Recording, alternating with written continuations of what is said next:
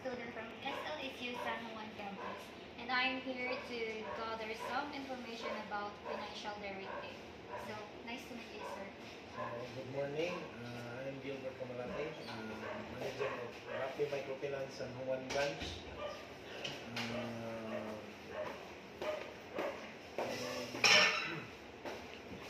I'm serving at the Rappi Microfinance 2 years and 3 months. So, nice to meet you.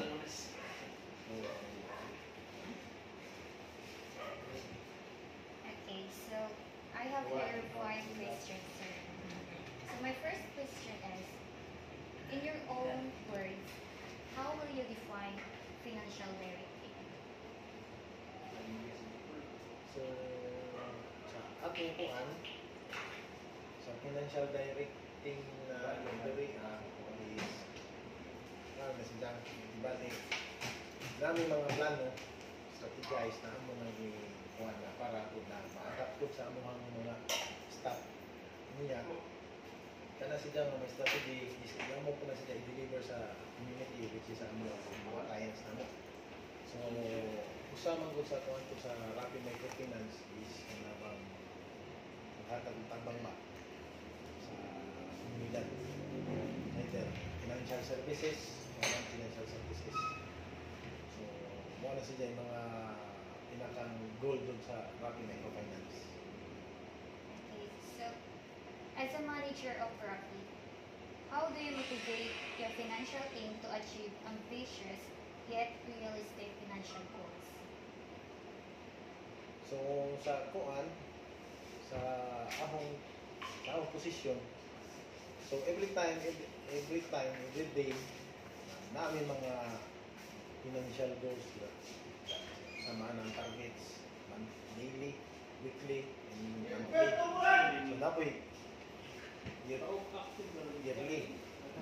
So, para ma-achieve na namo tanan, amo na strategize tanan. So, unsa yung mga plano, strategy ito.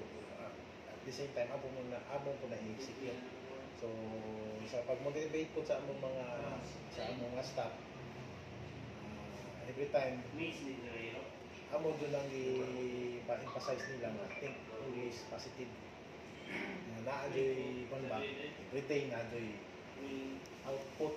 Isang gamay, at least matawag na output.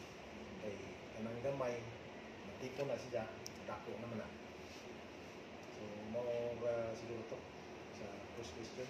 Okay, so describe a situation where you have to provide clear direction to your financial team regarding a complex financial issue or project.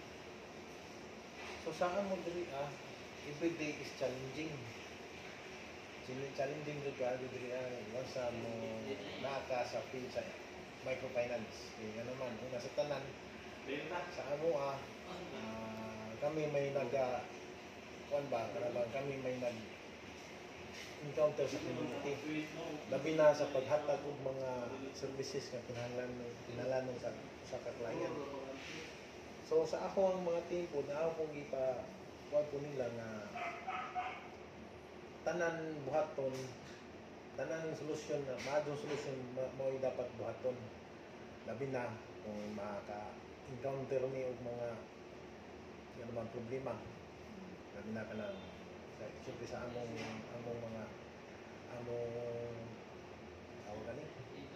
client, labi na tayo maka-encounter nila mga diligilingon mayad. Sana na sila. So, muna yung sa ka-challenge ko na mo. So, sa among mga kuha na naniga, kanabang kami mga solusyon o mga plano kung sa'yo mga buhaton na.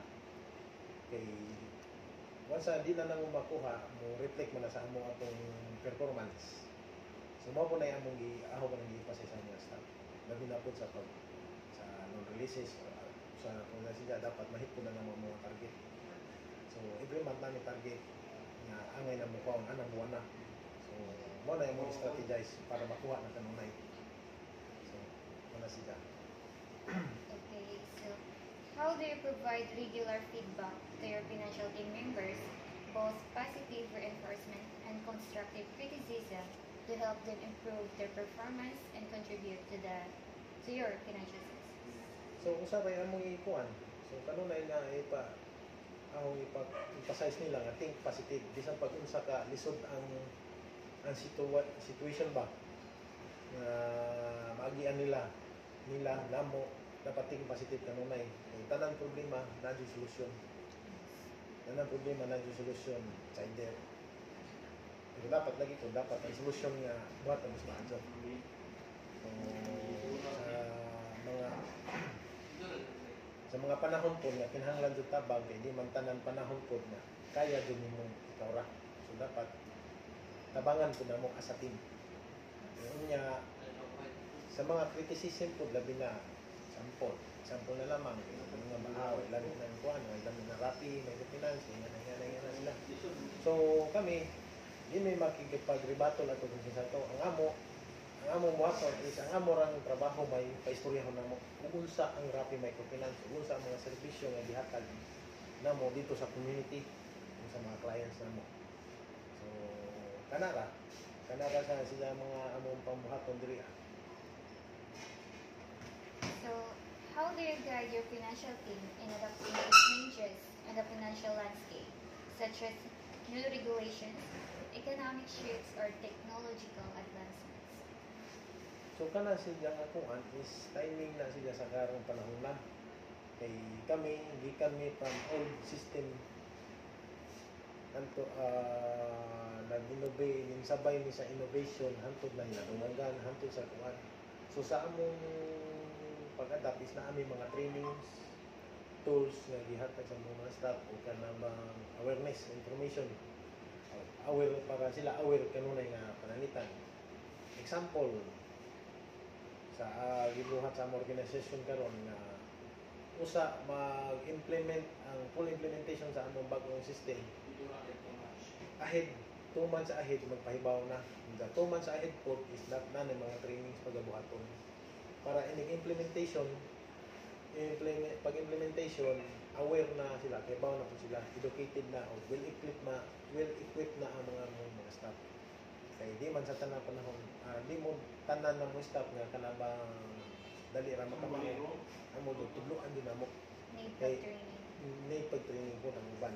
So manang sa among organization na mga trainings jud ng pag-buhaton especially labi na itong kuan labi na karong panahon na nga sabay na sa innovation sa technology. So amo po na sabayan kay sa one man gigamit na mo ang technology para madali tanan trabaho madali makahatag po big maadyong serbisyo sa mga client para po ang mga clients ko na mo di po mahasil mo man yung usa. So kato mga daan nga si tawagan ni kanabang naandan amo na tong gibiyaan diri na mis bagong yata. Kumbaga mo increases efficiency, productivity. So wala siya. That's all, sir. Thank you for sharing your ideas. Sige. Thank you.